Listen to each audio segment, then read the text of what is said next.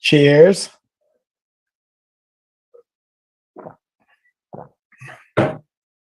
It is. Yeah,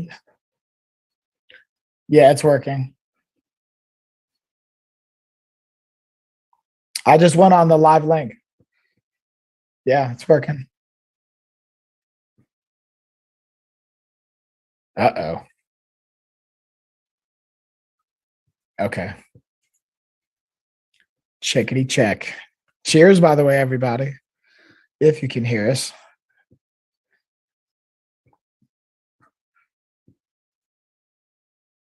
I'm listening, but I only heard mine. Oh yeah, I'm not hearing. Yeah, your audio is not working. No bueno. What's the deal, G? So, guys, fun fact, we're doing this from Zoom, right? So we have a new variable at play here. We're constantly experimenting, trying to deliver the best experience for you guys as well as us.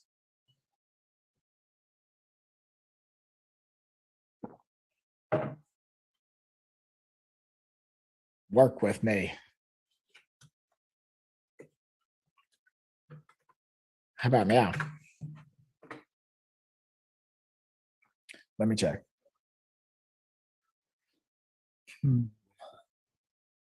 Yeah, no, I don't hear anything.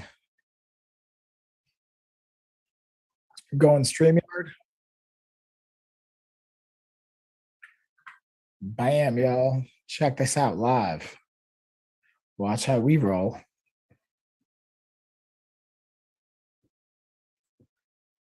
Uh-oh, it's not gonna let me. Yeah, you can. You should be able to like X out and enter. Go to yeah, X out of Zoom. Bye. All right, guys. Sorry for the technical difficulties here. It happens. We are trying our best. It wants to work when it wants to. And here comes Coach Mike. When he's ready, he'll come. He shall come. Guys, thank you so much for joining us today. Hi, Heidi. Where's Gina's voice? I hear Mike. Nope, not yet. Just now? You don't hear me? Hold on. All right, how we doing? How we doing? We're doing good. All right. I am actually uploading our new overlay that I made. Ooh, yeah, new overlay. There we go. Now we're good. Here we are. Oh, guys. Hi, Heidi. Cheers, How y'all. are you? Cheers, cheers, cheers. Always something. It's always something, right, guys? We officially rolling. Whew. Yes. It's like we're just test running our systems right now. You know what I mean? But this is so like stressful right now. Like it didn't need to be that stressful. I got to figure out and play with it more. So I'm curious, who chose to make it stressful? Mike, I don't need your cult jibber jabber right now. I don't need your psychology. I don't need your out of here. Confessions right now. Get out of here. Dude, that should be a Netflix special. Cult awesome. Confessions? Yeah. No, it definitely should. Mike, why is your microphone pointed downwards? I don't know. I feel like it's less in the way. But it needs to be pointed towards your mouth to catch the audio good. You know that, right? No, like pointed. How about that? Pointed. What? Yeah, that's it, right? There we go. A little better. Hi, Julia. How are you? Julia. Thank you for joining us. We finally got it down, Pat. That took forever, but we're okay now. We're good. We're good. Michael, you gonna wear those sunglasses the entire show? Probably not. I'll be honest. Probably not. Yeah, Dina, what's going on, homie? Hi, everyone. So just a little rundown here, if you're new to our channel. We are Amazon live streamers. On Wednesdays night, we do a live podcast with you guys where it's more focused about the chat topics, then the products down below. We will highlight products. We will talk about them as well. We'll go through everything, but we keep it more about you guys. We want to hear from you. I think the topic for tonight is going to be, Mike's going to tell us a little bit, but he went to Vegas again for the second weekend in a row. Mike, you have to move over just a little bit. So there you go. Hold on, let me slide over. But yeah, so we're also going to talk about a little bit of communication. So I think that should be a topic for tonight. Mike, what do you feel? Yeah, I think communication is always a great topic. So again, it goes back to my core 3 values. I think that or like staples you need to have. Is that better? I feel like I'm still not. There we go. There we go. So you're centered now. How's that? All right. That means I can't pedal too. So I got to turn this off. Hold up, everybody. Sorry. Do you hear my voice, by the way? Yeah, I do. It's actually pretty loud. No, I mean, do you hear like my raspy voice? Yes, I hear your raspy voice. Yeah, dude, we were yelling loud this weekend. I can imagine. Wow. I can imagine all the things you were yelling about with your friends over there. Yeah. The peeps. The what? If I turn the light this way, I said the peeps. Yeah, your peoples. Now the mic is just in your chin, Michael. See? Is that not? Oh, bro. Like, look at my mic. Ready? Look how it's angled, pointing towards my mic, but there is still some space. There you go. How about that? Perfect. You got. What if I sneeze though? I sneeze right into it, and I knock it over, then it's a whole mess. It's okay, Mike. You got this. I believe in you. I'm actually gonna pivot so I can continue to cycle. Hold on. Guys, this is just our lives. This is how we roll. This is a part of it. Of course. So yeah, I don't even know where to start, dude. So is it really a cult, Mike? It's not. No. I like to make fun of him and bust his bubbles, or BALLS, and tell him he's now part of a cult because it does have very culty tendencies. So I call it the cult conference that he keeps going to. Sure. Yeah, no, I think for sure. I think it was really, really like power. So here's the best takeaway that I have for it. Can I tell you my biggest takeaway? Sure. My biggest takeaway is having some tools at how I can choose to look at things and approach things with like an end goal set in mind and having the ability to just go all in with that. If that makes, like, do you know what I mean? Like, you know how you set a goal, right? Like, for example, perfect example, 28-day nutrition reset, right? Okay. So we go in with like, hey, what's the mindset? Like anticipation ahead of time. Like if you map out a plan, right? So let's say you have a calendar, right? Like we have a calendar for our show. We have a calendar for like, whatever meetings. So being able to set yourself up with the tools to show up for that and lead it to where you want to go was my biggest takeaway, is basically my point, or where I'm starting. That hit me with questions. We got to like, where to go next? Happens when you give them time off, Gina. Exactly. Yeah. He joins a cult. That's what happens. No, all kidding aside, it sounds very beneficial. It definitely sounds like a great experience and takeaway. But now the traveling, how is that affecting you too? Like overall, these conferences, do you feel they're 100% beneficial to your business and so forth as the time you're taken away from home? Yeah, I mean, so it's been 2 weekends. So from my experience in those 2 weekends, yes. And in the time between, yes. But it's still very early to tell, right? Like it's like, I would say 3 months down the line. That's like the most exciting takeaway. And this is why I signed up for the whole thing, because now we have 100 days of accountability coaching and business coaching, mindset coaching. We have this whole team of coaches to help us basically saying, hey, here's your goal. Like mine is acquire that rental property, like I was telling you about. So I'm gonna I can share. That's actually a great place to start with my 3 goals that I'm gonna hit in the next 100 days. So you guys get to watch me do this, like real time. The next 100 days, I'm gonna acquire a rental property, have it good. I'm going to impact 25,000 lives. Okay. And instead of doing that in 18 months, we're gonna do it in the next 100 days. And the way we're gonna measure that is by having one changed habit in a month or a 28-day period. So they go through the 28-day nutrition course. If they have just one nutrition change or one habit change, then we're good to go. So that counts. So we're trying to have 25,000 people's lives impacted with that. And then the third is body composition change, getting down to 17% body fat. Bada bing, bada boom. Mike, you're super distracting with those sunglasses on. Can we make some eye contact here? There we go. Thank you, sir. I appreciate your time. I appreciate your time and effort here today. Is that better? Yeah. And once again, you might need a scooter.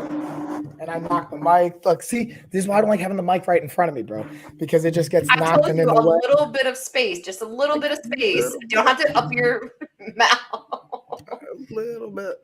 Hold on. All right, now like that. That's good, right? I can't see So it, yeah. but So we like, dude, there was some like serious yelling, bro. Like prolonged, like 3 minutes worth of yelling straight. You're just like, yeah, like yell at the what top were of you your yelling lungs. about? You're just basically thinking like, hey, you have a lot of pent up bullshit, right? You have a lot of attachments onto things, like held up energy. And instead of just holding on to it, right, with some negative impact or even just any kind of energy drain to it, instead of allocating energy there and bandwidth there, get it out now and then move on with your life. So I was like, that was intense. It's like, dude, it's like doing an isometric exercise for like 3 minutes straight. Like just squeeze the shit out of all your muscles. It's physically intense, but it's also like, if you have an intent behind it, very like, I think powerful for that. So intention. like, is that like same as a rage room? I don't know. I've never been to a rage room, but that sounds You know that when you break things and yell and sure. That's what a rage room is. You never heard of a rage room? Yeah. No, yeah, but I didn't know it was called that. I've seen like where you just go and you smash TVs and stuff, right? Yeah. Yeah, Ludo. Hi, Jennifer. Yeah, how you doing? Guys, don't mind my voice is like raspy AF because of all the yelling we did this past weekend. So, Mike, how would you feel about talking about like anything so far going on as far as communication in the sense of what we were speaking about earlier? If not, I completely understand. Yeah. So I'm not going to go into like a lot of depths on it. What I will say is that was another thing I came out of this like experience with is having an approach, like recognizing that there's an initial response sometimes you have based on your life experience. And sometimes that life experience isn't always ideal, especially for dealing with a certain situation. You might have created biases for that said situation. So it's like, hey, how can you just pause for a second, not get that emotional, and recognize, hey, is this an emotional thought or is this more of like, I see what's going on, facts versus perception kind of stuff.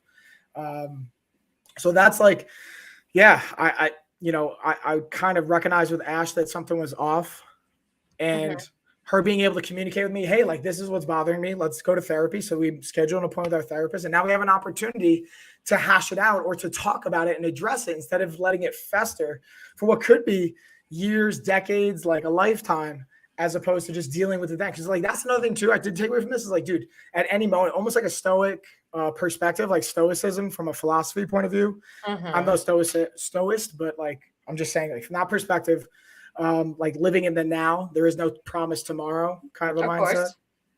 So yeah, what do you think? I'm curious to know, like, did you feel you guys communicated well? Did you have a resolution? But at first, if I'm not mistaken, you guys didn't really. Did you feel you communicated well at first? No. I mean, I feel like I always get emotional no matter what. Usually. Okay. So I have to try to mitigate or manage that as much as possible from my initial response, right? But then the hard thing is too, like then my body language shows it, my tone of voice shows it. Apparently, like I start to get louder and I don't realize it because then I get excited about the topic. So that comes off like kind of intimidating or a little bit like pushy. So even like these body positions, even just this awareness, self-awareness was like a really big component. Like, hey, how am I coming off to people? How am I being perceived? And then what can I do about that? Like, for example, dude, I'm always in like gym attire. I don't ever dress up as much in between. So it's like, why not start doing little things like that? Or how do we show up for ourselves? So yeah, what do you think? I think I know.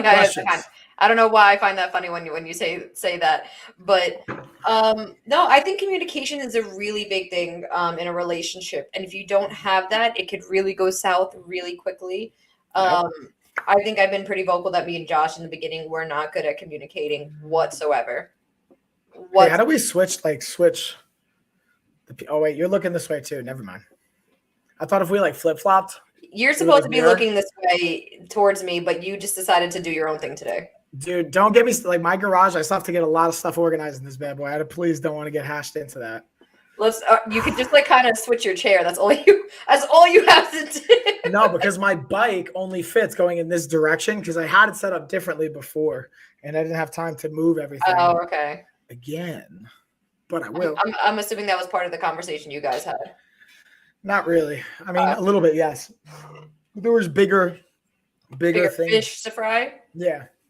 So, but I think we also like talk about that. And I think to be just, again, the openness and the ability to be vulnerable. That was like a big thing that I took away too, is like for men in general, but especially for me, it was hard to be vulnerable in any moment.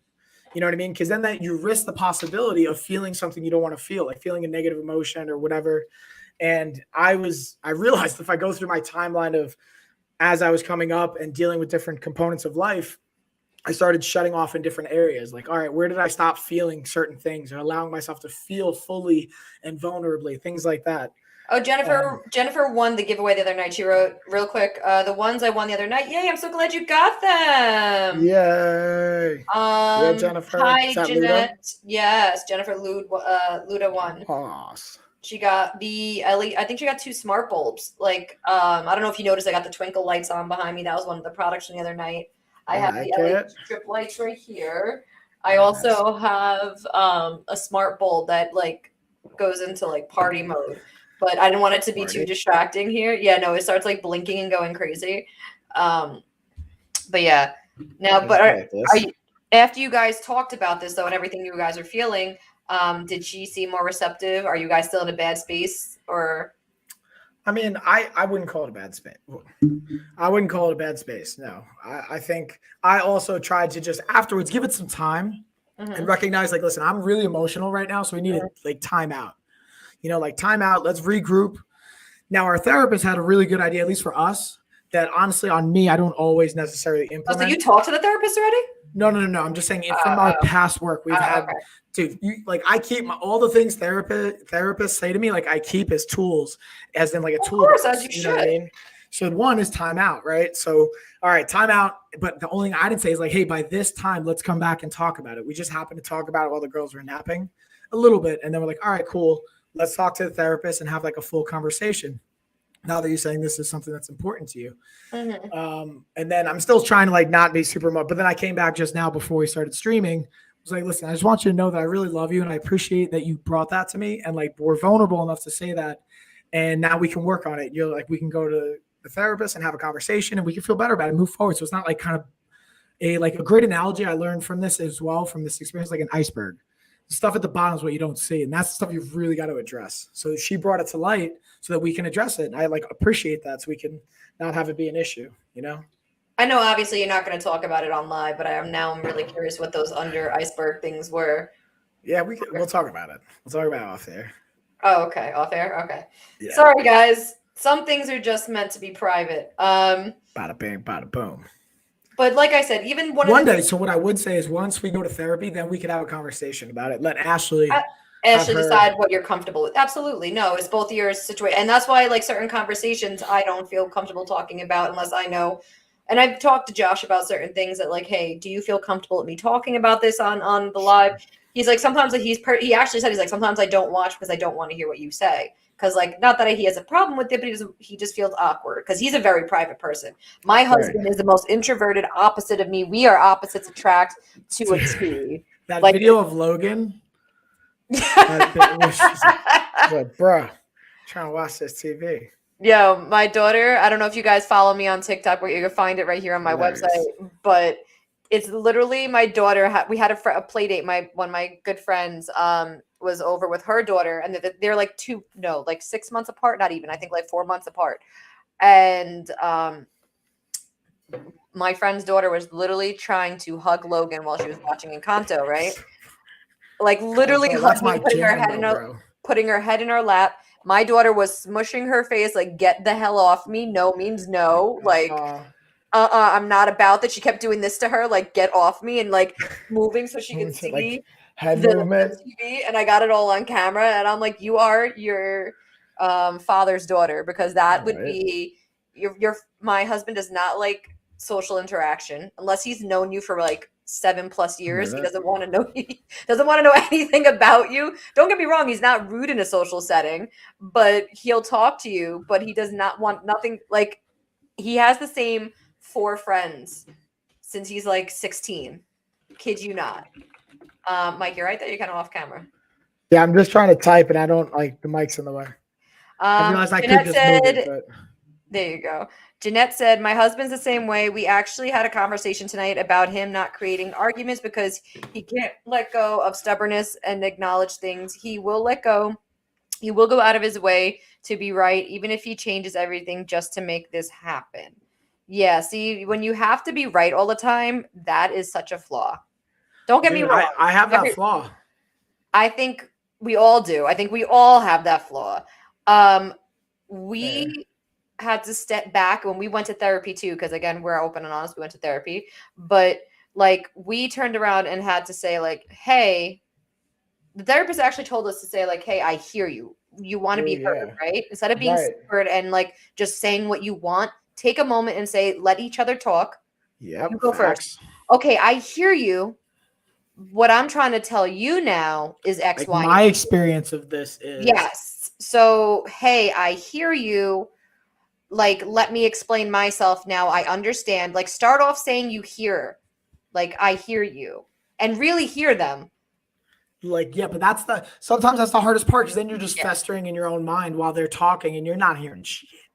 Yeah, no, that's the hardest part. But like, okay. And you know what's a good example of it too? I'm a very strong personality person. He's more patient and quiet. So we struggle to find conversational balance. Honestly, that was a problem with me and my husband too, because he bottled everything inside. Bottled, and it festered and festered until it festered no more. And then we fight about like the toothpaste not being refilled. They say the fight's really not about the tooth. You're fighting about the cap on the toothpaste, but it's not really about the cap on the toothpaste. It's like a saying. Someone told me that once. Yeah, no, and I think it's actually the therapist. So then now we're fighting, and I'm like, why are you yelling at me over a stupid cap on the toothpaste? I'm using that as an example. Or I remember once I didn't put my socks in the laundry basket. I left them on the floor, and he flipped like, you're such a pig. You're this, you're that. I'm like, it's one pair of socks. Oh my God, what is wrong with you? And it was like what are you doing? And then he turned around and we figured out what the real problem was. And he was angry that I didn't hear him and that, like, you know, I keep doing this. He asks me to not wear my shoes in the house because he's a germ freak. And I'm like, all right, well, we could have had a conversation about that. He's like, well, you wouldn't have listened. And then yes, but you got to choose the hills you want to die on. Petty stuff turns into big stuff when you always in a stubborn fight mode. No, exactly. 100%. You got to let those walls down. You got to be able to turn around and say, like, you know, why are we even fighting? Is this worth a fight? Let's just hear each other. Slow down for a moment. Maybe we need a moment. Like you said, let's take a time out and we'll come back and gather your thoughts and then come back. And it's been night and day how we fight. Don't get me wrong. We still get into tiffers and tats. Like I told you earlier, Josh wanted to screw his fucking rug into the floor. My husband, kid you not. Hi guys, how you doing? Kid you not, guys. Yesterday, I was in the kitchen. I see my husband walk past me with a drill, right? And I knew he didn't say anything. Normally he'll say, oh, I'm going to do X, Y, and Z. He walked past me, red flag immediately. I'm like, what are you doing with the drill? And he's like, stuff in my room. Like when he says his room. Stuff? And he said, like, I'm going to my office to do something. And I'm like, I like doing stuff. What are you doing? And he looked at me and I could see his like hesitance to say what he was doing because he knew I was going to flip out. He goes, I'm going to screw the rug into the floor. And I look at him. I'm like, no, you're not. Like, you're not screwing into my hardwood floors. He's like, your hardwood floors. I'm like, well, you know what I mean. Like, these are our hardwood floors. Yeah. I just paid a lot of money to have these refinished. We just paid a lot of money. Yeah, we just paid a lot of money, and you're not screwing into them. Well, my rug keeps moving, and blah, blah, blah, blah, blah, blah, blah. Our rug keeps moving, so how do we solve that problem? Okay, and I said, like, bada bang, bada boom. He was being stubborn. Now his stubbornness kicked in. And I said, Josh, if you just turn your rug long ways and move it under the desk, so if the desk is on top of it and it's halfway under your desk, the chair won't get caught on it. It won't move and the desk is going to hold it in place. I want the rug centered this way. But who is looking if it's exactly centered to the room? You want to solve your problem? I am not letting you screw this into the floor. So either you don't get a rug or you need to move it this way. And then you say, I can't move my computer. I can't move my computer because it's going to fall over. I'm like, I will hold the tower, lift the desk, slide it under. I tried no anti-slip grips for the rug. It didn't work, blah, blah, blah. So finally he moved it and I helped him. And he's like, it's still lifting a little. I'm like, okay, we'll save money for a bigger rug that will cover the whole floor and it could go completely under your desk. But for now, please do not screw this rug into the floor or I will literally murder you. Like, please don't do that. And he's like, And fine, then we get what you want. We get you what you want. And when we walked away, he was angry. And then afterwards, I could see he was annoyed. I'm like, hey, I'm sorry. Like, I didn't mean to like fight with you about that, but I know I'll get you a rug. I promise we will fix it. But please promise me you're not going to screw into the floors. Because God forbid we change the layout of the room. We do something different. Like, I promise you we will regret putting a hole in the floor. Like, especially 4. He wants one in each corner. So 4 holes. He's like, okay, fine. And that was it. Good decision. No, but like if you saw, come on, like do you? Yeah, I get it. I'm not saying I don't get it. Oh wait, Heidi wrote, it's hard. I had to learn the same thing in therapy with my son. Like using the phrases, but I feel this way. Yeah, like you don't want to say I'm feeling this way. You want to say, hey, I hear you first. I totally hear you. I understand how you're feeling. Now, can I have a second to explain how I'm feeling? This is how I'm taking it. You're making me feel X, Y, and Z, even though you don't see it that way. This is my experience. Yes. We almost ended up divorced because we couldn't learn how to lean on each other rather than try to survive it. It took counseling to have that breakthrough. Counseling is amazing. Yeah. Get that them. It is. Yeah, I got the adhesive, Heidi. They didn't work. That's the first thing we did. But also, guys, just so you know, me and Mike are highlighting different products in the carousel below. Even though we're not talking about the products, they are in this room right here. We just want to make that clear. From the ring light to the camera we're using right here, to the phone charger right here, to the microphone, to the laptop, everything in this carousel is a part of the live. If you guys do have questions, feel free to ask. But we do keep this topic related and more so a conversation. But I'm glad everything worked out, Jeanette, because like, again, counseling is everything. Same thing. I told Mike this, like me and my husband almost didn't get married because like we were fighting so much before we got married. And I said, we need to go to counseling or therapy before we get married because we can't keep going on like this. Like it was getting screaming matches and who could get the loudest. It was intense. Yeah. So, but we finally kind of, again, we're not perfect, but we definitely got to a place where we could communicate. 100%. Life happens, right? Life's gonna happen. Do you think you guys changed in the way you communicate? Do we change or have we changed? Have you changed?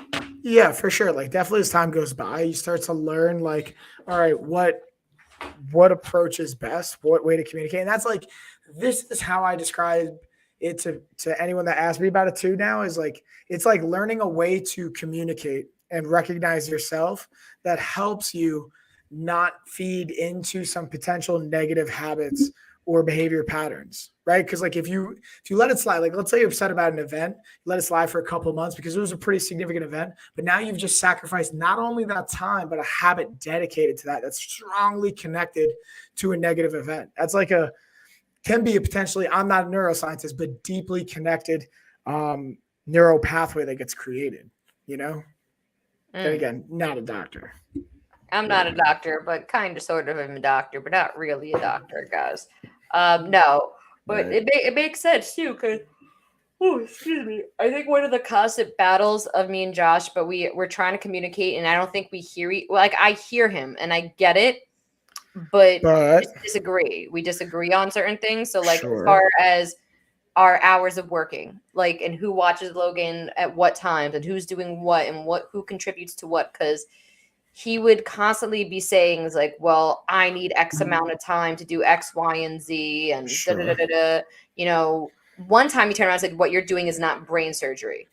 So that the fact of that is true. Now the perception of that can be very, very troublesome. You know what, when someone says that, what they mean by that? Maybe. You know, it's like when someone says this is a perfect example. What you just did is a perfect example of what I'm talking about. But I know what you mean. I do. But again, we were going about like not that we're going back and forth on whose work is harder or more important. I said it's not about being harder. It's the fact that I need to focus and sit down on 9 to 5 hours. My clients, you have one person operate to deal with between this time of day. My clients operate and when I say clients, imagine having 50 Kembas, and that's what I try to explain to him. Imagine having 50 Kembas you had to deal with every single day. I mean, that's relative, bro. What? I know what you mean. I said that's relative. Whoop, I got too close. That's relative in the sense of I think about bandwidth, right? Mm-hmm. So pending what you're doing for that one client, you might be doing the same kind of bandwidth for just a like 50, no, of course. And right? what he does takes an immense amount of patience and talent. No one could just do what Josh does. You have to learn. Right. It is a skill. My husband's a videographer, photographer, and he does graphic designs, 3D sculpting, all that stuff, computer graphics. So what he does, yes, you need to sit down and focus on it. But when he turns around and diminishes and makes me feel belittled for what I do, as if I just turn on my computer and camera and it's so simple, or talking to clients, negotiating the clients, and he wasn't understanding that how he was making me feel. Like, you're literally telling me what I do is not important and what you do is more important. And that was, I think, the biggest fight. And I think, like I said, back to the doctor thing, he was saying, like, the assistant doesn't do the same thing the doctor does. You know what I mean? And I'm like, so I'm the assistant in the situation and you're the doctor. He's like, oh, well, but you're not taking it for what I mean. I'm like, but what did you mean? What does he mean? Yeah. What did he mean? And he's like, well, and I think he was like, I don't even really remember exactly how he explained it, but he was like, he was saying something like, you can't compare. Oh, his exact words, you can't compare the doctor to the front desk assistant. They do two totally different things. And he's like, oh, I'm not talking about what work is harder. I'm just saying you guys do two totally different things. I'm like, as soon as I heard him saying, like, oh, doctor and assistant, they do totally two different things. I'm like, so basically what you're saying is my work's the assistant and you're the doctor and you're more important. So I'm your assistant. Like, is that where we're going with this? Like, I don't understand. Do I need not? Was that where he was going with it? No, it wasn't. He was trying to say that we do totally two different things. He needs time to focus, sit down, quiet, blah, blah, blah, to do X, Y, and Z. I'm like, I get that, but you could do that at any hours of the day, technically. Can yes. he? Yeah, you could make a video at 9 a.m. or 7 p.m. But what time of day is Logan going to be asleep or the house be quiet? Well, she goes to bed at 7. Well, 7:30. So what we do is I work 9 to 5. At 5 p.m. I normally shut down. I go downstairs, cook dinner, whatever. He'll start loading up his computer, whatever, getting ready. Because in his back office, he doesn't hear us. Like, he doesn't hear the front of the house. So that's fine. So we switch. The one thing I will say, though, now he is working from 5 p.m. to sometimes 5 o'clock in the morning. So he's trying to get that 8 hours, 10 hours in of work. But I'm like, you're going to run yourself in the ground. He's like, well, when would you like me to work? But I'm like, do you need to work to 5 a.m.? Because now you're up with Logan because I have to go start working around 9, 10 in the morning. So I try to help in the morning. I try to make breakfast, or, that was a big thing too. He's like, you don't even help in the mornings. You don't do anything. And he's like, look at Mike and Ashley. They switch on and off. Why can't we do that? I sleep in one morning. You sleep in another morning. I'm like, I get that, but it's also unrealistic because I also need to do things in the morning with my clients. I don't know what you want me to do. So that was a big thing with us. Being an empath can be heavy weight to bear, but it gives you a heart unlike any others.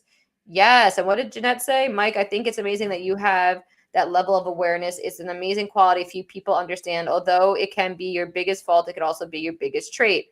Yeah, no, Mike is very aware, but that takes like years of training, I feel like, and he has it. Yeah, I have lots of therapy. I'll say that. A lot of introspection, because at first it's really hard, right? It's really hard to recognize, like, hey, what am I thinking? What am I like feeling? What's going on? Versus, and then it's like, is that a feeling? Is that an emotion? Is that just a thought? Like, what's the difference between all those things? But yeah, and then also Dina had some questions. And what's up, B? I see you in the chat. Dina's saying, so, hey, can we share family stuff? Like, I'm like, yeah, whatever you feel comfortable sharing from your own family experience, go for it. And then let's see what B's got. B's like, let's say my cousin is it, dude? Yeah, B. Yeah, B. You silly guy. Let's see, being empathetic or emotional. Oh, hold on. Let's go to here. Let's see what Jenna has to say. Being an empath can be. That's what I just read. A lot of emotional damage. Yeah, being someone who bears all that and being was it empath? right? Yeah, Am I there you saying that go. right? There you Empath go. can There also you be go. very draining. For sure. Self-awareness can be very, very tiring, right? Because you're constantly thinking about it, you're constantly evaluating what's going on. It's like the idea of like paralysis by analysis, right? You just constantly stuck like thinking about things. That's definitely, I relate to that. And then it's like, that's another takeaway. It's like realizing all the things that I do, the behavior patterns that I have that at one point in my life have served me, but now no longer serve me at this stage in my life. And I got to like let that go to apply that bandwidth to other things that could be benefiting me. You know what I mean? Yeah. I think it's a lot to just take in and learn how to stop and listen. Again, we're human. We're very defensive. We're gonna snap back. We're gonna talk. But the biggest thing if we can learn in life is to listen to each other and say, "I hear you." Not even say "but." Take the word "but" out of it, because that's what another thing my therapist said. I hear you. I hear you, and this Yeah. is what I'm hearing. But this is my experience. Yeah, like just say like, "Hey, I'm feeling this. I'm feeling that." Without the good communication, it's not gonna work. Oh, excuse me, guys. At least I only yawned once so far tonight. Normally I Yeah, yawn. that's not bad. I think I've been better with my yawning experiences, guys. I used to yawn like every 5 minutes. It took me years to process my damage and get to the point. You wouldn't believe my life story if I told you it. It literally reads like a Lifetime movie script, but it's just a chapter in my story, not the book. Absolutely, Jeanette. That is 100% great way to look at it. Like everyone, should look at it as these are chapters in your life. This isn't the end of your life. This isn't the end of your story. Facts. This is a book about you, Facts. and you can always change it chapter by chapter. You have the power to change things. Tell them. And if not, you're going to be keep going in a direction that you're not going to be happy. And if not, how can you acquire, or what tools do you need to acquire to help you? And then let's see. Gina just dropped a message. Let's see. I'm extremely proud of myself. I have a sister who can be nice, and at the change of a hat, be extremely disrespectful. So her Okay. birthday is March. She names her birthday, which is a couple days from now. My dad wants my daughter and I to bring her birthday money, or her birthday card with money. Told my dad I love my sister, but I'm not going to continue being respected in the manner she does. So no, I'm not bringing her birthday card with money. So, okay, it sounds like what I'm hearing here, my experience of this story is that you feel extremely disrespectful or respected by your family. And now you're kind of finding yourself at a crossroads where you're making a decision and you're probably catching flack or heat for that. Is that right? First and foremost. And then what are you hearing, G?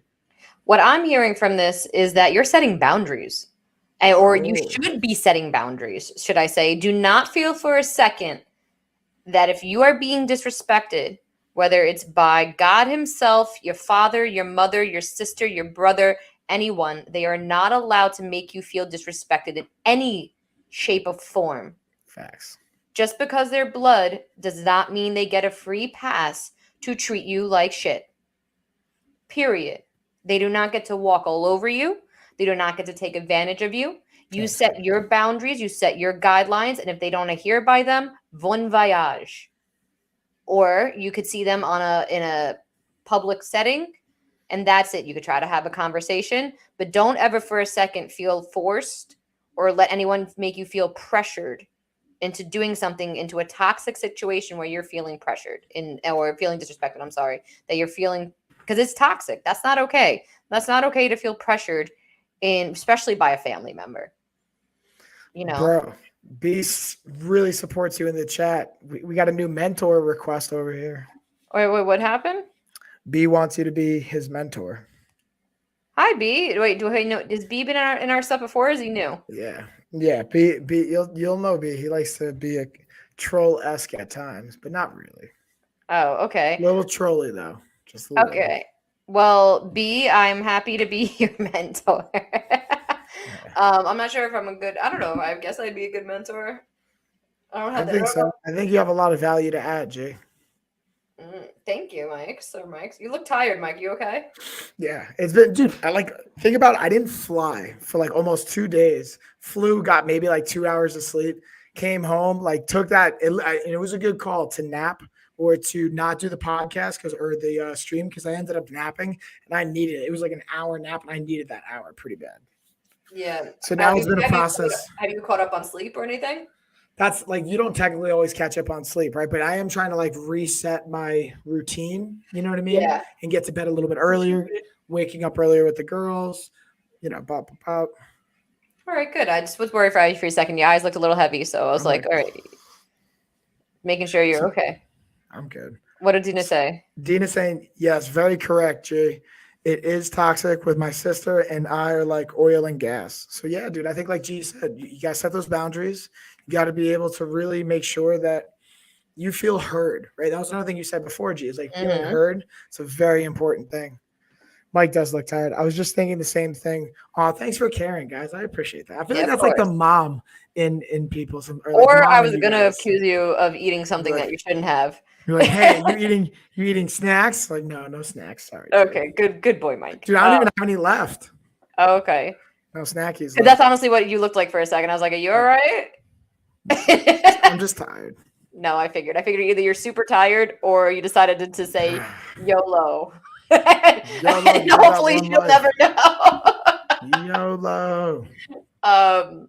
Perfectly said, Gina. I had to cut way too many people out of my life that were toxic, including my family. Guys, you ever want to talk about the toxicity? Me and Mike know firsthand on, and I'm very open about it. Me and my brother do not have a good relationship whatsoever. If I'm being 100% transparent, I had to cut him out and told him and say, hey, until you get your ish together, I don't want you around me. I don't want you around my daughter. I don't want you around my husband. You're not allowed in my house. And you did this to yourself. So when you get your ish together, you're more than welcome to be a part of our lives. We gave you multiple chances. You messed up time and time again. You haven't done anything to prove to me that you're a trustworthy human being. Blood doesn't make you family.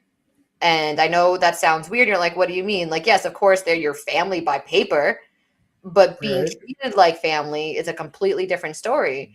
So there's people in in my husband's life that, he doesn't talk to his mother. He doesn't talk to his father. He doesn't talk to his sister, and there's a reason for that. I was going to say for a reason, right? Yeah. And he felt that it was better for him, his son, to cut them out. And yeah, now his close, like I said, he's had the same 4 friends since he's like 16. And those are the people he considers family. His best friend is going to be the goddaughter to Logan. He's decided that's who he wants to pick. I don't know when we're doing godparents. She's already almost 2 years old. Blood does not give you a free pass. You get to choose whether someone brings peace or discord in your life and whether you allow it. Exactly, Jeanette. 110%. Facts. Tina don't second guess yourself. Gina, don't second guess. You'd be a great mentor. Thank you, Heidi. You're so sweet. Dropping those knowledge nuggets. Yeah, but no, I could talk about it for hours. I am someone who's a really big advocate that blood does not make you family. What does is how you treat one another. I go above and beyond for people if I don't feel that's reciprocated. I'm not talking about money. I'm not talking about just like a dollar amount. Yeah, it's the emotion. Yeah, the love you give back and care. Like if I would if you called me at 2:00 in the morning and I care about you, I'm jumping out of bed. Yeah, I'm coming. Like that's the type of person I am. But if I call you and you're like, go F yourself, I know where it is. I wasn't sure if he ate a snack or was extremely tired from traveling, not gonna lie, but wasn't gonna put them on blast. I appreciate the caring and also the accountability. Everyone's like, Michael. Balance. Guys, again, we do have products highlighted down below, but we are talking with you guys. We're not focusing on the products today, but we are going through them. If anyone has any questions, comments, concerns, please let us know. They are all here and associated somewhat in the live. I have the Underdusk bike. Are you pedaling right now, Mike? Yeah, I am. Can you tell? Yeah, no, this is the bike Mike is pedaling on. I have in the carousel, just FYI. Nice. We also got another question here. I think it looks like a health question from Dina. So let's see. This one should be good. I know she just had shoulder surgery. Ooh. So she's going to physical therapy for that. How can I not engage my trap muscle on my right shoulder? Can you show on a video where the trap muscle is on your right shoulder? Also explain how I know if I'm engaging it with my physical therapy exercises, meaning what it feels like if I'm engaging it. I think first off, I'm going to do two things. One, I'm going to say, I think these are beautiful questions. I think you should write these down, bring them to your physical therapist and communicate with them because they're the one that knows your situation I best. was just Now, going to say that. because that's first step. What I can say is, if that were me, if I were in the situation, me, Mike, not you, Dina, if me and Mike were in this situation, this is what I would do. Personally, what I would do was, again, have that conversation with my physical therapist. And what I would imagine it would look like is something along the lines of, first off, I have to know, like, I forgot off the top of my head, I'd have to look at the notes to see which exact muscle it was. All right, so we've got a disengaged trap. I was going to say that the physical therapist should know exactly what they're doing to recover the injury of the body part. So if they're not making sure they're avoiding that, or if you are feeling it in wherever, they're probably trained enough to let you know that if you're using it, it's for a reason. Yeah, like they're So I would communicating. trust them as well as making sure you just make it clear, like, hey guys, this is what the doctor told me, blah, blah, blah. Don't use X, Y, and Z, and so forth. If I'm not mistaken, that's like the trap. What's the trap? This over here. It's this big neck muscle. Oh, that? Oh, never mind. It fans out like all the way across our back. It almost looks like a diamond. And it's like one of the biggest muscles, or like covers a pretty significant surface area of the back and the upper back. No, Lori, I'm not sick. I just lost my voice this weekend at a conference, but thank you for caring. I appreciate it. I lost my voice. Right, dude. I was screaming so hard, bro. Like it was like my abs were sore. It was a workout. Just like try for 1 minute to yell at the top of your lungs nonstop. I really don't want to hurt myself, so I'm not going. I'm just saying, like I'd like to keep my voice. Thank you. But yeah.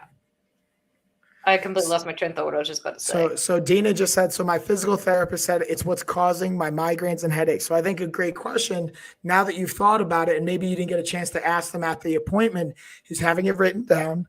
Next, let's start with this. When do you go to your physical therapist again? Because the next time you go, bam, you drop this note on them saying, hey, can you answer these questions for me? And then you walk away with an action plan, or they give you insight into what their action plan already is, in case for whatever reason you don't already have a game plan or a wrap around that. I would just avoid any movement on that side too. No, I don't do that either. Don't avoid the movement? Depending on how far out she is. She's been out long enough now as she's going to physical therapy. That means she should be moving it at certain times in certain ways for a certain period of time, which I do not know, depending on what stage of the game. Yeah, see, that's why another reason we can't give you full advice, Dina, is we don't know exactly where you're at in your recovery too. When I say we, Michael, I mean, she's a client of ours, so I know her. But okay. I also don't have her notes right in front of me. So that's the thing. We keep very detailed notes on everybody. So and you know what, Mike? HIPAA reasons. Speaking of clients, I still haven't gotten my talk about what type of body type I am. I don't know anything. You didn't check your emails? I did, but you were supposed to go over me in detail and what it meant, and I thought it was wrong at first. Oh, you're talking about that. So remember when we worked out and I said I was going to go over that with you? And then well, first off, let's keep two people accountable. Who also didn't say, hey, Mike, remember we said we are going to do this? You could have just asked me. I know. Don't you do the pass the puck game. But I also will acknowledge and take accountability for the fact that I also didn't do it, and I'm the coach. So in the coaching dynamic, that's on me. I also know you were super like stressed for time too. I appreciate that. So now what I will say, and I see exactly what you're saying, because yours came out as mesomorph. Did you read like the mesomorph breakdown? I didn't know because here's the thing. It said I got the email saying what it was, and I can't find that email again. That's another reason why I want to go, is I have no idea what I was. Can you send that to me again? I can. You have a mesomorph dominant percentage, but from what I looked at with the percentage breakdown, if I recall off the top of my head, I don't know what the number is exactly, but it favored both mesomorph as the highest percentage, but then slightly after it was endomorph, which is also a similar, like I have the same thing. It's like, I think it definitely colo dynamic, where you're just like, it's easy to put on muscle, but also it's easy to gain fat if you're not paying attention. And it's like a lot harder to lose weight. So you do HIIT training, interval training, but first we build up first we have to do is build up enough of an aerobic foundation so that you can keep a certain pace for a long period of time to maximize what you're doing there. Otherwise, we're just going to get you hurt. So what we're going to do is we're going to have, and we've already been doing, you've building, remember how we said biking? That's you establishing your aerobic foundation 20 to 30 minutes at a time. Because realistically, the most you'll ever need is 45 minutes. If I'm being honest, like the most I ever really need. Well, I did 30 minutes on the bike before when we were live earlier. That was 30 minutes for me on the bike. Yeah, crushing it. I see you, girl. So yeah. Now, as far as food. Yeah, food. So what I remember in the 28-day reset, depending on your body type, it shows you like how much protein, how much this and that. Like so. So you get the higher end portion size for a female. So it doubles up pretty much on the protein, on the carbs, or on the, I should say, like more. So are they equal ratio is what you're saying? Are they good, or like supposed to be more protein, more carbs, or are they all supposed to be equal ratios? Like portion sizes? Yeah. Like servings and stuff? Like I'm thinking my plate is a circle. Yes. So I got a peace sign, right? I got protein, veggies, and carbs. Boom. Bam, boom. What's more of what percentage of? Yeah. So where does the protein? So now you slightly kick it up, maybe 10% each, 20% each. So like a 1/4%, we could say. So, but are they equal portions? Yeah, for protein to carbs, you just add a little bit more, like a 1/4 of a whole portion of carbs. Does that make sense? So if it's like 1 cup of rice, you do 1 1/4 cups rice. Yes, but what I'm saying is for every cup of protein, is it 1 cup of grains or 2 cups of protein, 1 cup of grains? Yeah, it's a 1-to-1 ratio. So it's a 1. That's what I meant. Okay, so the ratio is there. Oh, you mean like carbs to protein? Yeah. No, I don't know how to answer that besides that. Technically they are, because they're both going from 1 to 2. So but you wouldn't exponentially double it every time. Eventually you'd have to curve that. So what does my plate look like? So now just think you're going to take your hand. Did you look at the hand chart? I couldn't because I didn't know what my body type was. Yes, you did. It told you, and then you just didn't do it. It's okay. So you're a mesomorph. That means you get 2 pounds of protein. 2 pounds of protein. Hold your palm up. Flip it like this. Hold it like this. Yeah. Okay, so 2 pounds of protein. You draw, so you get 2 of those. Now you get 1.5 fists of vegetables or fibrous grains and things like that, or fibrous carbohydrates. Okay. Then you get a cupped hand. Hold on. What? A cupped hand of your starchy carbs. And then you can do a little 1/4 of this hand for an added portion of it. And then you get bink. You get 3 thumbs of fat. So if you're using like olive oil or cheese or whatever, you get like 3 tablespoons or thumb sizes of it. I should write this down. It's already written down for you, homie. It's in the PDF. But there's so much information in the PDF. I get very overwhelmed. I know. And this is where I messed up. So I have to take ownership right now publicly for this. I realized the passwords and things I set you up with, they didn't originally send. They expired and never sent. So you never even got the login stuff to the lessons and the videos and all this stuff. So I just resent it to you, and I forgot to text you that. But that's my bad, dude. Because I was wondering, I was like, dude, why is she not watching the lessons? Like, I realized I'm so confused. I'm like, I tried clicking things and it didn't work. And I was like, yeah, you didn't even have access to the lessons. That's why, because it's in our library, and I didn't realize that you didn't have it. I was trying to, because I'm being transparent. The full PDF of the 28-4 challenge is a lot of information. Yeah, dude, it's like 45. Dude, that was my first book. Like that shit. So there has to be like a dumbed down version. Yeah, that's what the video online version is. Not dumbed down, but it has more bullet pointed, check pointed, consolidated to like 5 sections. Like even the checklist, you told me the checklist part, that first portion, it's not like labeled a checklist. It's just labeled as like, I think it says something guidelines or something like it should blatantly say like, hey, make sure every plate check off one of these boxes. Or these 9 bullet points need what each meal was. Because I was a little confused about that too. I thought that was just part of something else. And then I realized I was seeing what you were talking about was there. So I screenshot it and I have it in my phone now. Now I'm being probably obsessive with it, that now making sure every meal, everything I buy checks off these fucking boxes. But again, I'm trying. Now with the sugar added thing, am I still doing no sugar added at all? Out this week you can, but you can add it for your cheat meals. But if you add sugar, that's a cheat meal. Any sugar in anything, or only no? Yeah, like coffee, cake, cookies, sweeteners, anything you could add sugar to, unless it's like monk fruit sweetener, stevia, truvia. Now, if something has sugar in it, but no sugar added. Like you have to consider the source. Is it fruit? Well, like that's the weird thing too. Like, say I'm looking at a jar of peanut butter. There's some brands of peanut butter that say sugar, but no sugar added.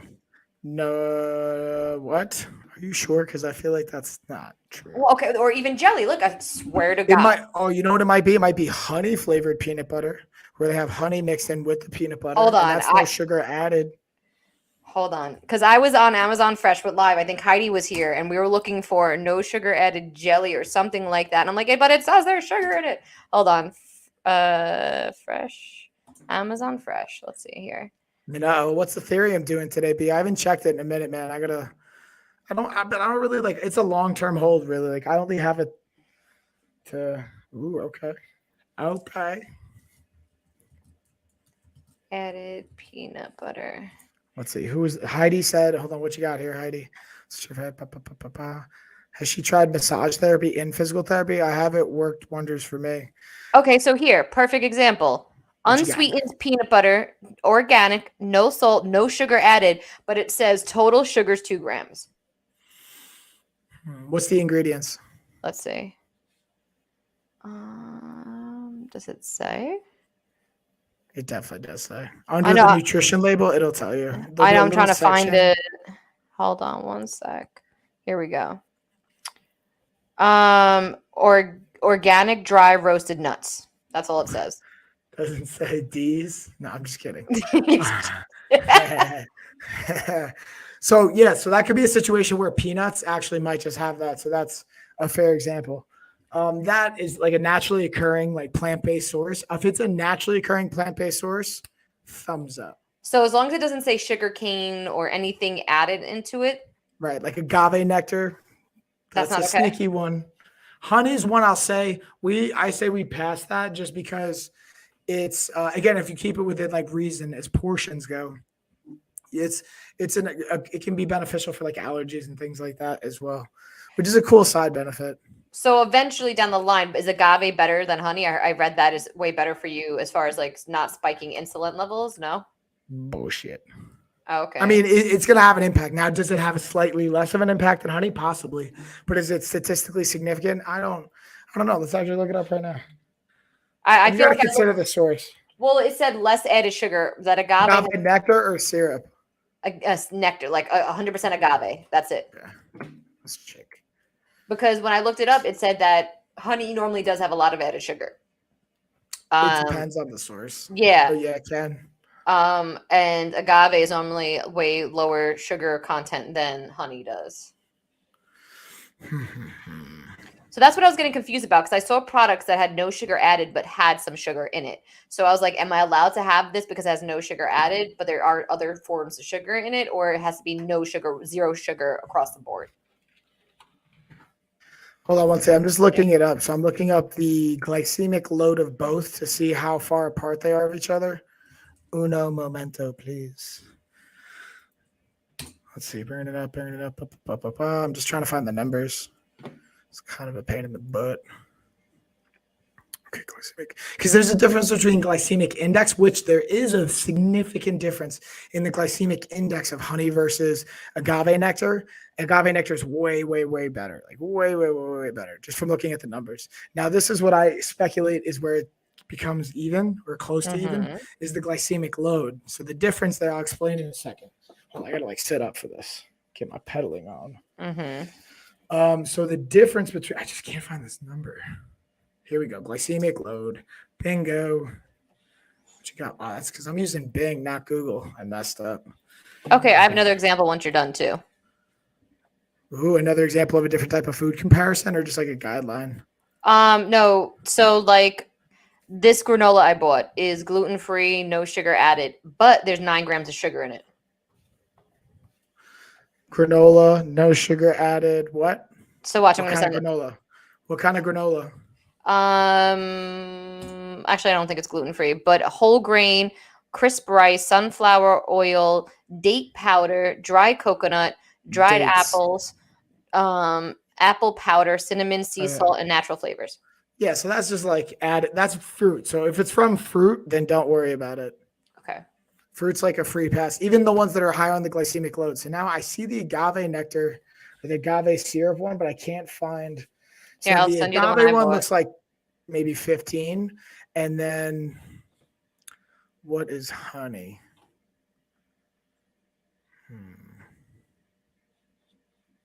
Look at me Is and that Mike just glycemic going load? back and forth on like all this food stuff. It's like, well, this is family stuff too. It's what Yeah, it's all no, I know. about. It's funny. All the different types of blockers there, B. I see you. Mars, that's still glycemic index. Here's glycemic load. What's good? So Actually, I like want a this better is for source. 1 tablespoon, 60 calories and 16 grams of sugar. And that's organic. Oh, no. And that's organic agave nectar. Not syrup. What does it say? Here, I'm sending it to you so you can see it in your text. Let's see what we got.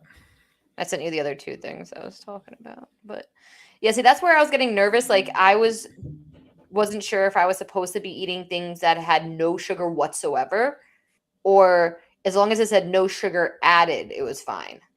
Right. Yeah, like no sugar added, as long as it's from a plant-based source like fruits. Really anything that's like. So just look at the ingredients. As long as it doesn't say like added sugar cane or Splenda or anything like that. Okay, that makes sense. So, and that's going to be a new series I think we're going to add on to this, is because we're constantly trying to add on. This is basically going to be the foundational program that we run everyone through to onboard into our company, like from a client perspective, because like these are the foundations of everything we try and do. So if you don't have these, you don't have anything. So you got to go through this first, no matter like who and where you are in the journey. That makes sense. Not mean. See, now I bought a no sugar added ketchup, and if there is any sugar in it, it should be just from tomatoes, correct? Yes, correct. Okay. Nice. This is very confusing. You're going to be okay. I believe in you. And this is also trying to teach you how to be like mindful and just intuitive about what you're doing, meaning like you get to choose and you get to feel, hey, does this work for me or not? Because a lot of it's honestly experimenting, is learning how to do something and then see how your body responds and make adjustments. I think my body is responding well and I'm feeling good. I just want to make sure what I'm doing is right. Optimal. Like, yeah, like that I am, this whole no sugar added thing, I definitely feel like it's a good thing. I think the whole portion controlling is working for me.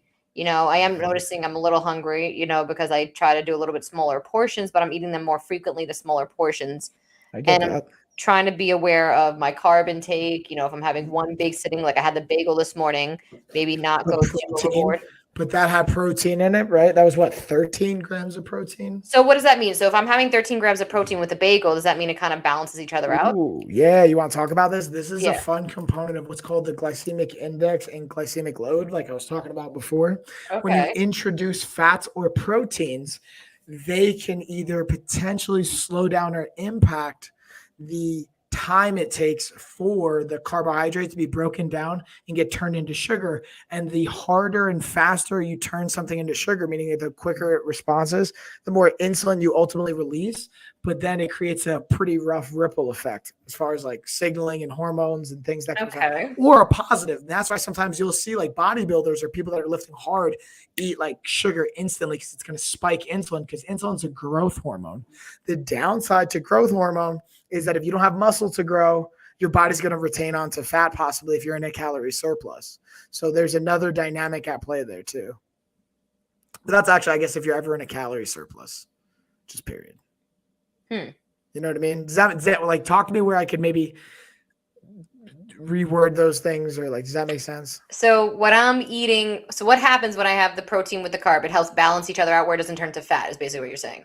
Yeah, because protein is harder to digest. So it's like, imagine if I gave you different supplies to build a house. If you have a system built to organize cement and use that for your building your brick house, but then I throw in like, I don't know, a piece of metal or something like that, it's going to slow and mess up your process possibly. Maybe metal's not a good as like rebar and stuff like that, but it's another factor that slows Okay, down so the it's process. of the carbs being turned into fat. Right, because it goes in your stomach, then it has to be passed into the intestine. So by processing it, and it's harder, it takes more energy for protein to be broken down because of its like molecular structure Okay, so whenever I eat carbs, I want a ton of protein with or it. biological structure, I should say. Sorry. So what I'm gathering from this, tons of protein with the carbs. Boom. Okay. Now Minimum of here's the 10 grams. downside. Uh-oh. Minimum of 10 grams. Yeah, the downside is you could have too much protein on an extreme end, but that's like kind of hard to do. You'd have to do like more than like your body weight in grams of protein. Yeah. Which So if I'm cutting up chicken, obviously on the package it doesn't tell me how much grams are in my piece of chicken. it Like, does. okay. On raw chicken, it says on the back 1 chicken breast. How many? Yeah. What? Are you sure? Hold on. Let me see. Have you looked? No. Bro, what? No, I just normally the whole thing. It's got a scan code on it too. So you can like scan code it and then just do a portion. Like, all right, this has 8 chicken breasts, like cutlets. And then it says on the thing how many packages are in it. It says 12. Grams Which is of away.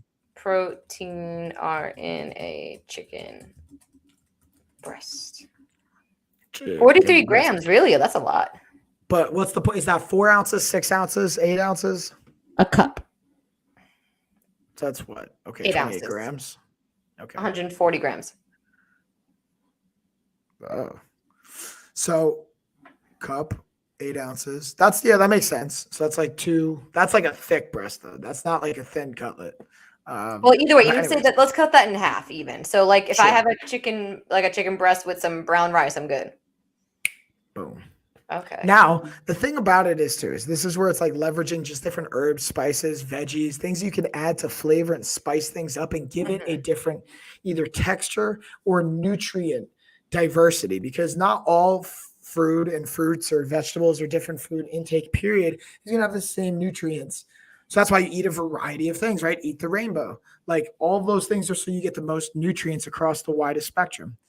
So sometimes I think of it as also seasonally. Like we don't have as much of an impact by seasons now. We can like transport food and things, but even that's always a variable. So I think because we don't do that, sometimes it's good to actually do that with the seasons and be able to have 4 seasons of eating basically. So in like the fall, you have like soups and things like that. Going into the summer, it's more like maybe barbecued or like hot roasted, things like that. Up in the protein, starting to pull back on the heavy warm carbs. Start doing more fruits and vegetables. Well, here's the thing too, is like it kind of sucks. My mom made me cooking, right? So she's like, let me make some chicken. She made me cook. She cooked for me. She made me chicken, but she did it with like oyster sauce and like Asian stuff and like oyster shear or something like that. Oyster shear. Yeah, but that's very sweet. It's very normally pretty sweet. And she's like, I don't know how much sugar's in it and stuff like that. Well, I'm like, if it's tasting pretty sweet, there's definitely tons of sugar in it. So the good thing is you could just use a cheat meal. I know, but I was like, I wasn't trying to start off the week on my first. I was trying to hold. But you're on week 3, right?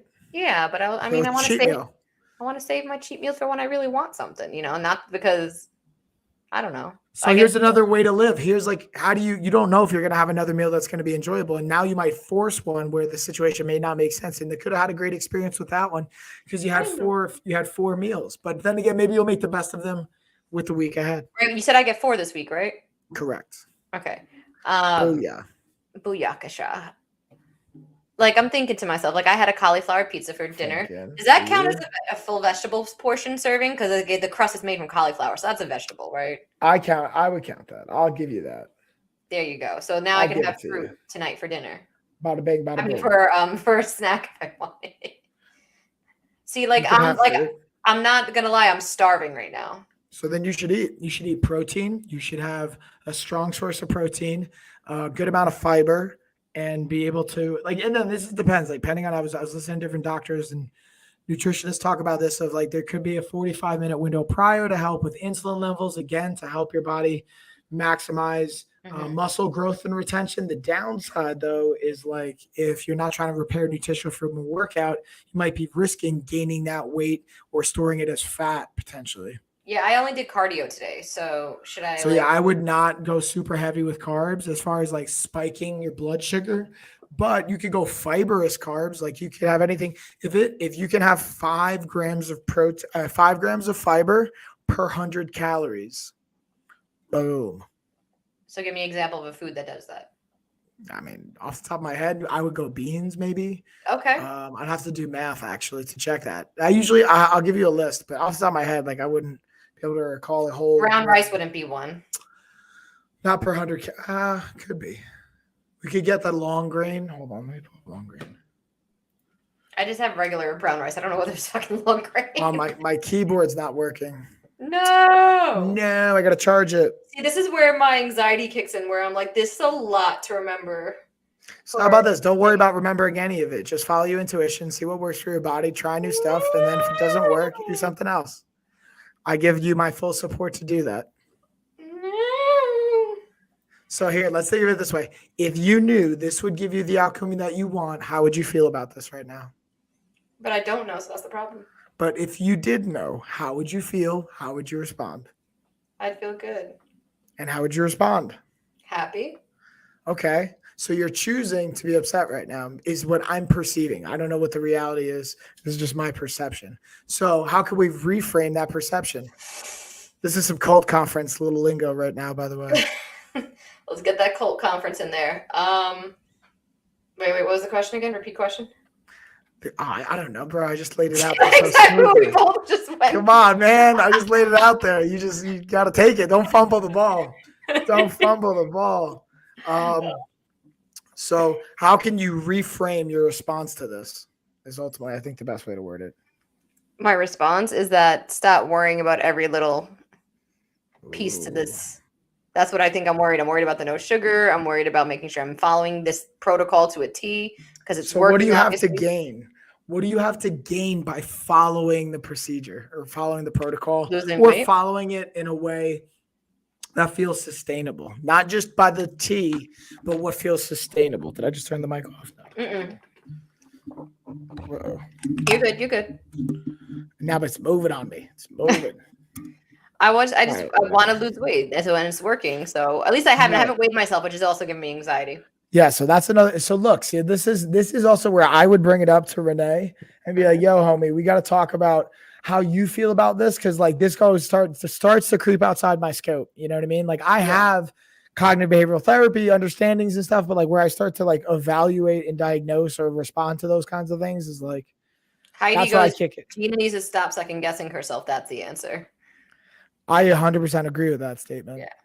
You know what it is? It's working. And I haven't lost weight in a while. So for me to feel like I'm losing weight, I want to keep with whatever is working. And if this is working, that's great. And don't get me wrong, definitely putting things in my body that are better. Like I'm spending the money on David's Killer Bread, which I know is 100% organic and natural ingredients. I've been doing the no sugar added. I'm doing way better products. I'm actually looking at ingredients now, which I think that's helping my body as well. Mm-hmm. So I'm also scared to now put something processed in my body a little bit, but I can't think like as that. You should be. As you should be. Yes, but let's not be realistic. Like, don't we ever like have a moment where we just grab McDonald's because it's convenient? For sure. But here's the thing. Do you want a perfect example from the weekend? Yeah. So we had like breaks to get food in between, right? So I would go with my buddy and he's like, bro, you've never been to In-N-Out Burger? I'm like, no, I've never been to In-N-Out Burger. He's like, we're going right now. And we went and I was like, all right, how can I make a healthy choice here? So I literally just got a double cheeseburger, animal style with no bun, just lettuce, tomato, onions, double cheeseburger, did the animal sauce. It was like 600 calories.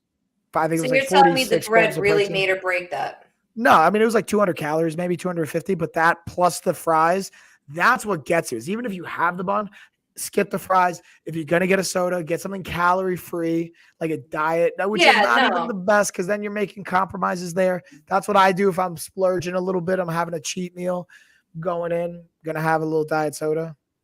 So now, for example, for the cheat meal, now you're saying this is the cheat meal. If I want it to be for me a full cheat meal and I wanted to have the fries, is that two different items or is that one full cheat meal? One meal. We got to break it down by the meal because dinner and dessert are two different meals, right? Okay. But like dinner and lunch are two different meals. But if you have, multiple courses at dinner, appetizer, entrees, that's separate. Or that's chunk together. You know what I mean? Like if you order wings, right, for your appetizer, and then you have a salad, and then you also have your entree, that's all one meal. Unless it's like, and then dessert, you could technically if the window's close enough, but I always say count it as separate meals because it helps just reduce the amount of abuse on that one. You know what I mean? Because that costs you another day or another meal or another situation. I agree. Not me. No, I know what you mean. I don't know why I'm feeling like I was having an emotional moment for a second. I don't know why. Talk to me. Talk me through this. Talk me through this emotional moment. I don't know. What are you feeling right now? I feel stupid. Why do you feel stupid? I don't know what. You feel judged? No, not at all. I don't think you're judging me at all. I think I had a moment where I'm scared to have a cheat meal because I feel like I'm going to start binge eating and go into a very bad. I think I'm scared of binge eating and seeing myself I'm having a cheat meal, and I don't know why I pictured myself like downing like 200. I'm over exaggerating, 200 pounds of food or something. That sounds delicious sometimes, though. I get it. Yeah, I don't know why it just like really triggered me for a second. So first off, I appreciate you sharing that and being authentic and vulnerable enough to do that. That's props to you, homie.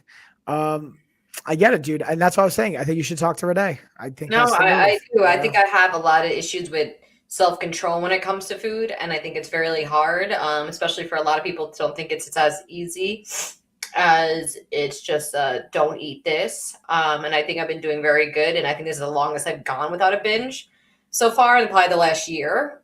Or since I had Logan, that's awesome. That's huge. How does that? No, I know, and I think I'm scared of falling off the wagon, if you will. Like I know we say we don't use that phrase or anything like that, but falling off the wagon in the sense of that I'm doing really good, and it's been really not hard. I wouldn't say that this was hard.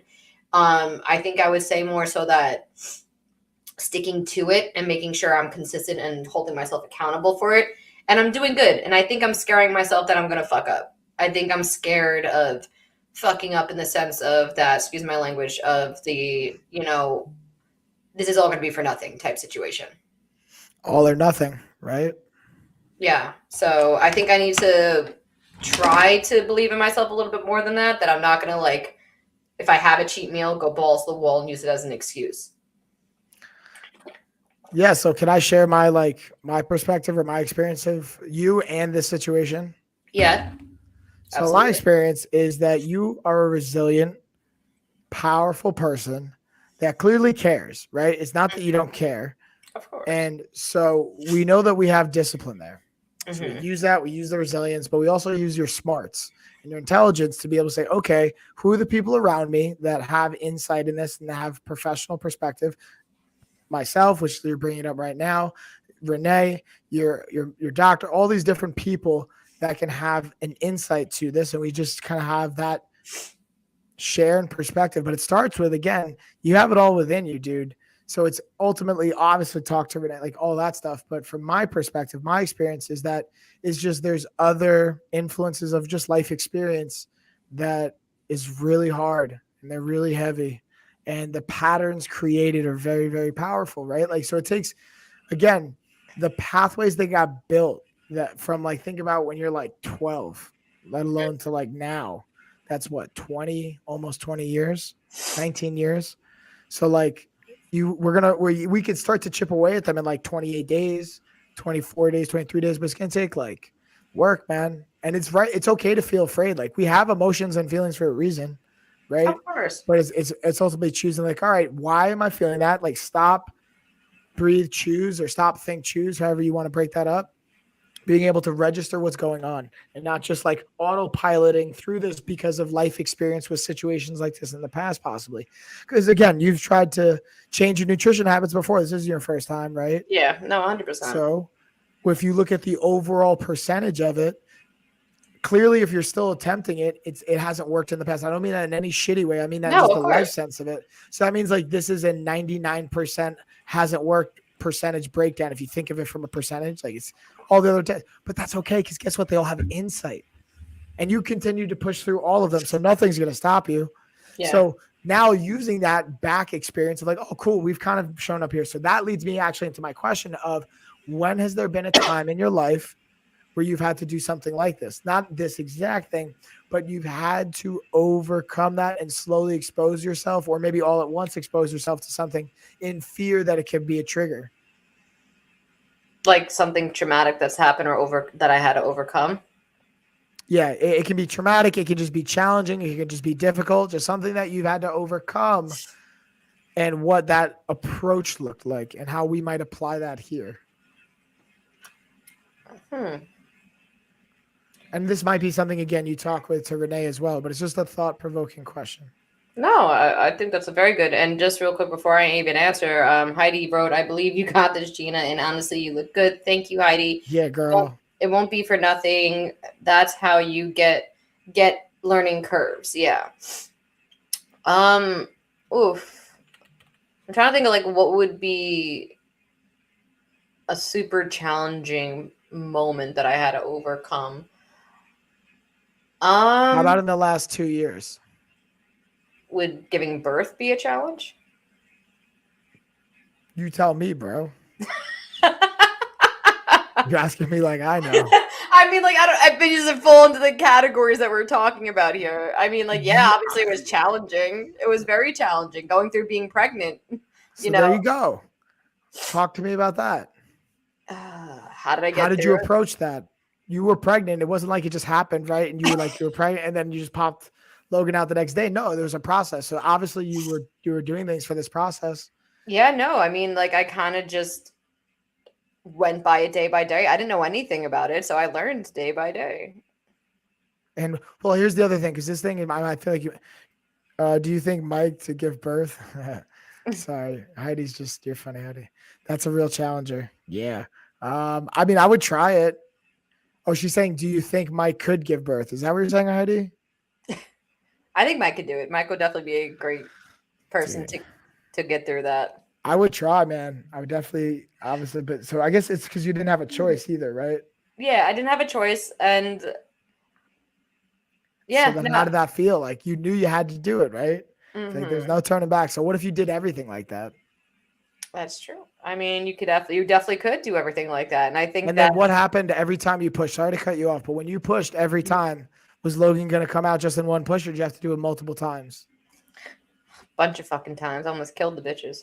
Right. So in between those pushes, how did you keep it together without passing out or dying? I don't know. A choice, dude. That's a choice that you made, dude. You know that, right? Yeah. Well, I mean, like, I didn't choose. Like, I just didn't die. I mean, I could have died at any moment, but we don't know. Like, I almost died. Did you or did you not bleed out? Yeah. So that's like, if you would have literally, this is my perception of, I'm not saying this is science, but if you would have like given up hope. So there's this, anyways, we could dig into this maybe in another podcast about this guy, something Frankel, V Frankel. I forget how you say his first name, but he was a German concentration camp escape. Like he escaped from the concentration camps. He's a survivor. He survived, and he was a Jewish psychiatrist. So, and he just has a powerful book, dude, about like how mindset and being positive kept people alive in like the concentration camps and the most like harsh conditions, that you can't lose hope. Anyways, sorry, I'm going on a whole tangent.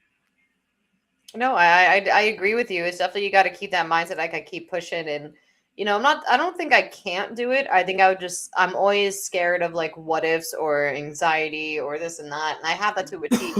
And it's also knowing that like our family's history with addiction. And I definitely, like, we've spoken about in the past about like food being an addiction, and sticking to it and staying motivated and actually doing it. Because every single time I've done a diet or started working out, I gave up. Like it was just like, that was it. Like I did it for like a week or 2 weeks. Even before my surgery, I was supposed to happen. I'd lost a bunch of, not I would say, but I think I lost like 7 pounds, and like I was walking every day with Logan. I was eating great.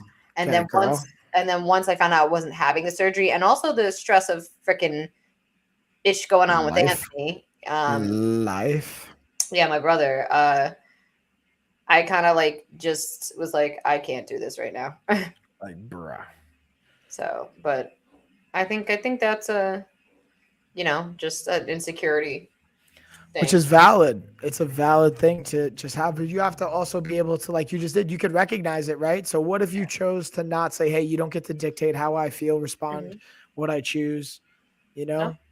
Easier said than done. I'm not saying I'm like, Oh, I'm the master in 100%. this.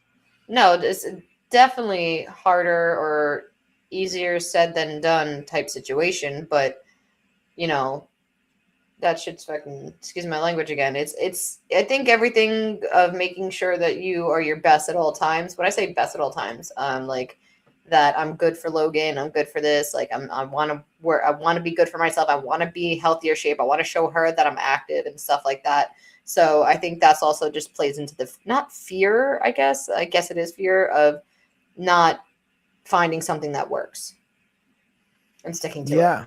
Yeah, because then you're thinking about the future, right? Then you're thinking Yeah. about looking ahead and all the impacts and the influence that will have and the pressure that you must be.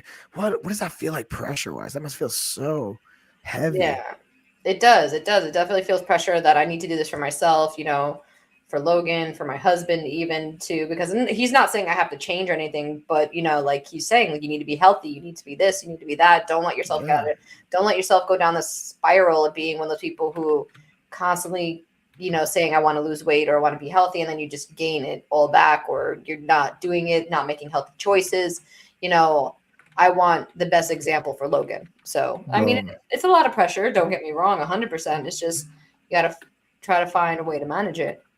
What if we let that pressure down or put it down, and then we just like kind of flip our perspective on it, and it becomes something that like helps us and pulls us forward or like supports us? That could be easier said than done. Again, I would talk to Renee about that. Be like, hey, dude, how can we do this? Like, how can we move this forward? No, I think like reframe. How can we reframe it? We can definitely have that conversation. Like, think about doing rehab on your house or doing construction on your house, right? You've done work in your house. Same thing in your mind. Which, again, why I think it's important. And I've even talked to my friends that are therapists about doing it under professional supervision. And even the things like I joke about the cold conference, but even there, like now I can see this time around how their qualifications can fit the dynamic in that moment. But that's why they have different trainers or different people that are qualified for different things. But from my experience, none of them are licensed psychologists or therapists, which they don't claim to be. But I think it would be valuable to have like clinical or licensed psychologists and therapists there just in case. Because things come up, man. Like even if you go to therapy and stuff, things will come up when you do different types of experiential exercises. Like trauma will come up that maybe you haven't dealt with, that like you're like all of a sudden, and then it hits you and you just have like an emotional breakdown. Yeah. Like, dude, there's been, there's a lot of stuff that will just break you down out of nowhere. Dude, I remember I told you I was listening to The Body Keeps the Score while I was working out one day, and I just started hysterically crying at one chapter in the book. What one?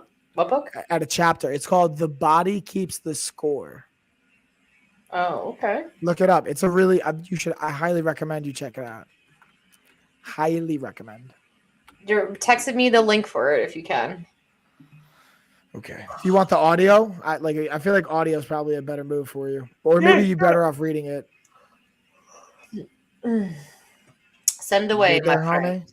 You good there, homie? Get a little sleepy poos?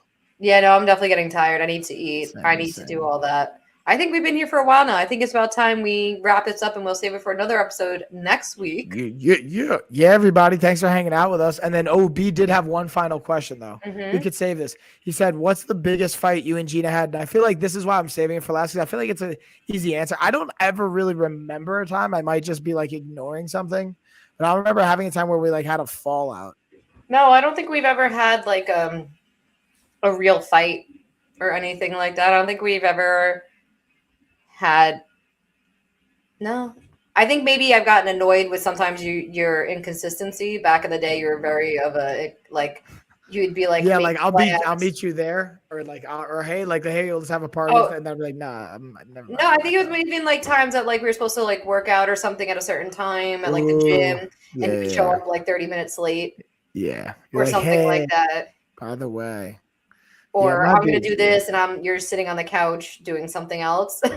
Like that was like only things, but also at the time you're like 21 years old, or like might be in your mid-20s. Mid-20s, probably up until like 25. Yeah, so that I think it was more the accountable thing. Do you know what it was too? I think I had this like disconnection of empathy, which I naturally innately had in me, but I kind of disconnected from it for a while because of like just not wanting to be empathetic towards my parents in different situations. It was just like enough's enough. I don't want to be the referee here anymore. Yeah. Or the like, you know what I'm saying? I definitely agree. I think there's a multitude of reasons, but it's just sometimes it just happens. It could be ADHD. It could be you're spread too thin. It could be like you just, sometimes people have too much going on, and it's like, all right, well, boom, Facts. boom, shabam. Exactly. But yeah, G, I think it's time to go to sleep.